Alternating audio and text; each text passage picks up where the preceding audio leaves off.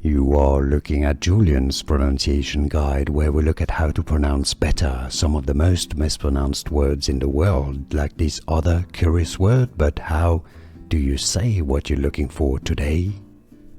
Let's learn once and for all how to pronounce this word. If you want to learn more vocabulary in English that is confusing, including from astronomy, stay tuned. I've got more videos that you'll want to learn from.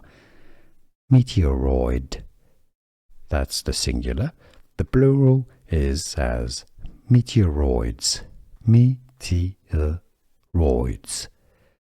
Meteoroids. Now, in American English, the T is usually pronounced like a D, a flap T, and it sounds like meteoroids. So, English pronunciation, meteoroids or meteoroids. And now you know. Here are more videos on how to pronounce more confusing words and names too many mispronounced. Like this video if you found it useful. I appreciate your support. I'll see you soon and thanks for watching.